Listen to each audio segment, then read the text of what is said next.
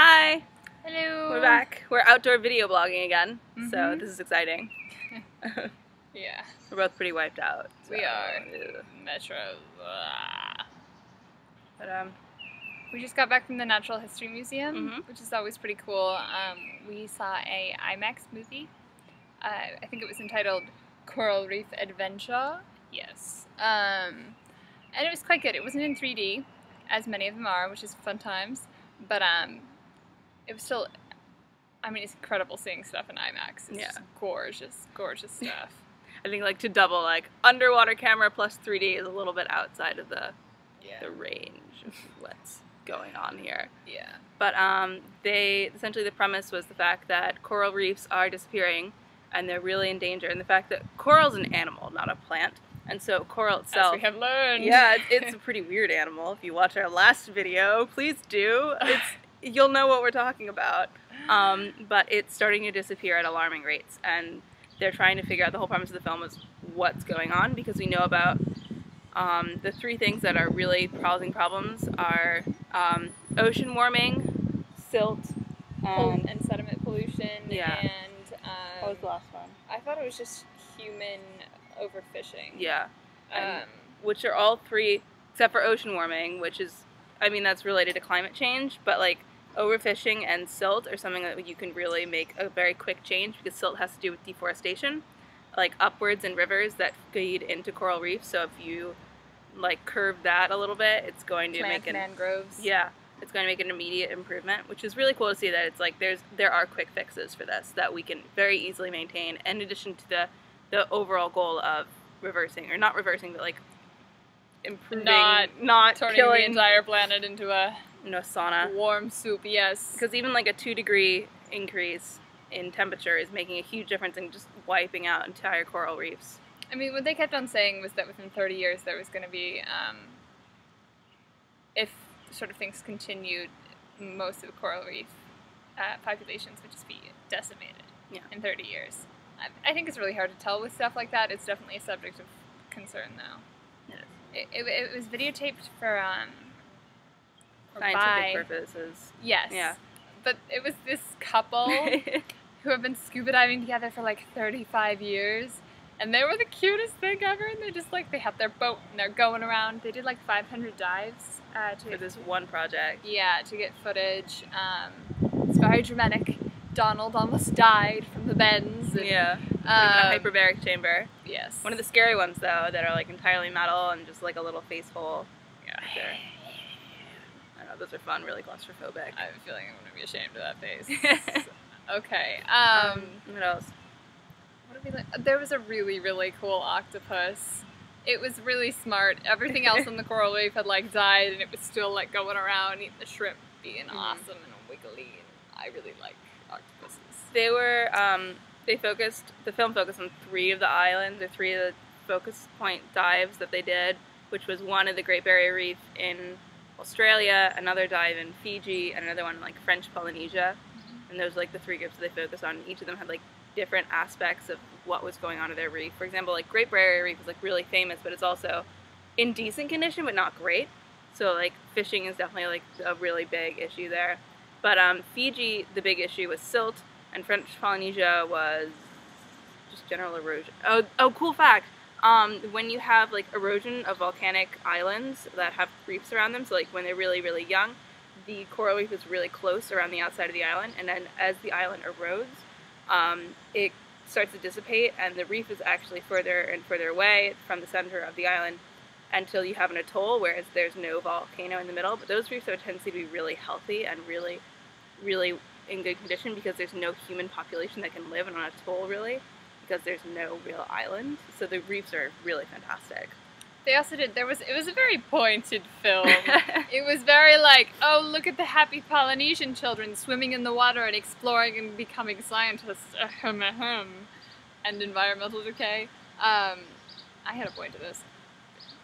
There was a big focus on sort of the interrelationships in the reef and the various ways that sort of the different species of fish would help each other to survive, and that we really don't realize often how like interrelated those creatures are until one species dies off or becomes very rare, because then the other species start suffering.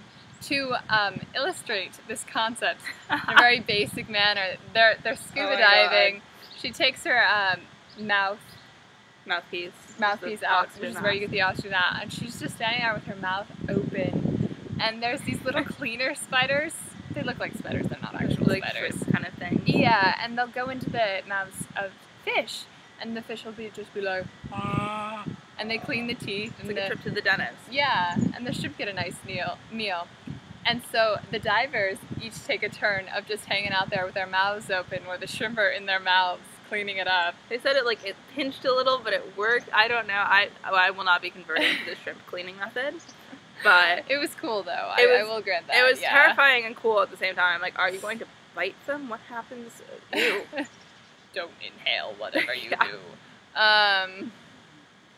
So that was pretty cool. Yeah. The sharks. The gray reef sharks were awesome. Because one of the things, they were looking at an atoll in French Polynesia, I think, and they were really looking for these sharks because, like, one way to tell the health of a reef is, like, the big fish and, like, seeing how, like, the big fish are in balance, because the big fish are usually the first ones to go because that's what's fished. And so they couldn't find these sharks, and they couldn't find them, and they couldn't find them until the current took them to this place where there was, like, 300 sharks in one spot. And gray reef sharks are, like, they're not aggressive, but they're friendly, kind of, in the sense that they'll go up to you. And, like, gray reef sharks are, like, ones that are bitten. I don't know, it's always talking to people. But gray reef sharks are pretty cool. Occasionally? What's up? Anyway, I'm going to keep talking. So, essentially, the divers were really concerned because they couldn't find these sharks, and when they did find them, there was a really healthy school, because sharks are fish. Like, they're not like whales, like mammals, so they do swim in schools, but this was an absolutely massive one. And so when you have this sort of, it wasn't the best idea, because ideally you would have even more sharks and, like, not all contained in one spot. But it was still really cool to see them, and I think that one of the things that really made this film amazing was the fact that they were able to get an IMAX camera underwater. And so one of the things that we've seen consistently in the films that we've seen with divers, for example, in the film about ancient Rome and how, there's a bug on my foot, ew, okay, about how they were diving down, okay, that hurts, ow, bugs, but they're having camera issues, and I think that's one of the really interesting, like, technological things about deep diving, is that when you deep dive, yeah, there's a personal risk of getting the bends and, like, oxygen poisoning and issues. Then, like, also your mechanisms and your mechanics of what's going on, especially with the cameras I've seen, is malfunction. Because now we've seen 2 films about deep diving, and in both of them they've had camera malfunction. So I think, like, engineers out there, find a way to make deep dive cameras more reliable and not implode like they did in varying films. So it's back. Yeah, sorry. But someone needed to yell at me, as people do. Oh. Did you cover everything? What else? Did you tell them about the exhibit? No, we didn't talk about the exhibit. Oh, well, so after we were done watching the film, have we pretty much covered that? Yeah. The Natural History Museum has one of its permanent exhibits is the ocean one.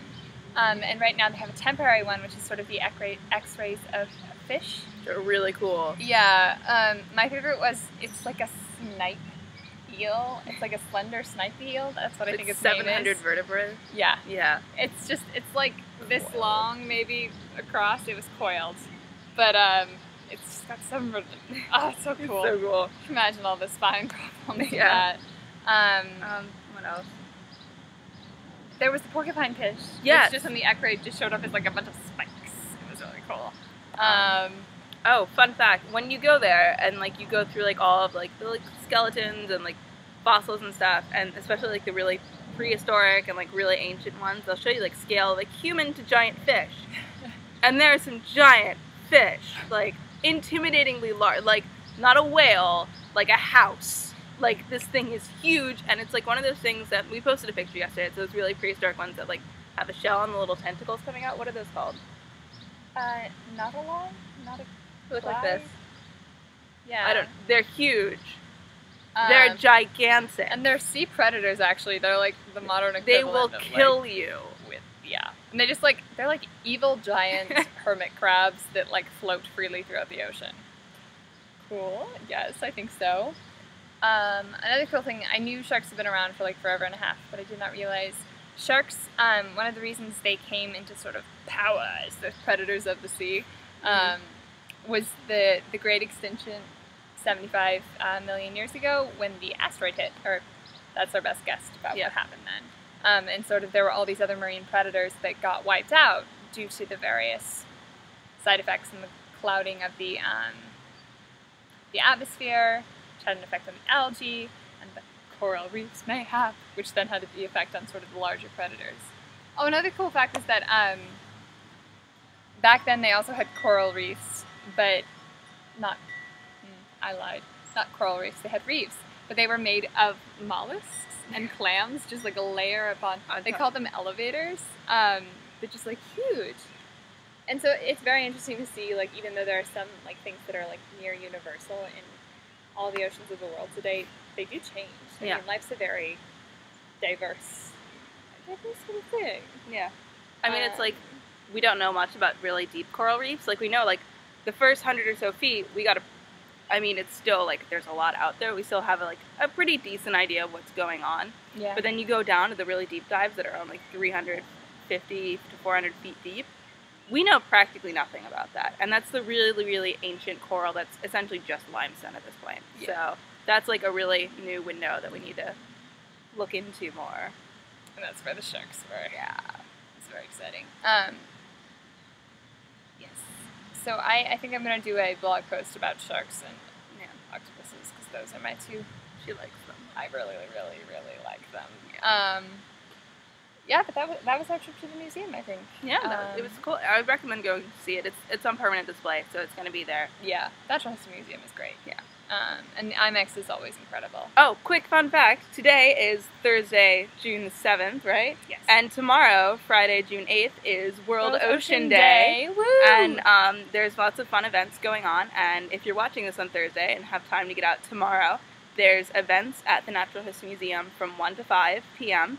that you should totally go and check out. We're probably going to be there. Yes. So if you see us there, find us. Goodness knows, incentive enough to go out into DC. Yeah. If not, think about your water consumption, what you eat, and how you're completely dependent on our oceans and how important they are and how we really need to conserve them.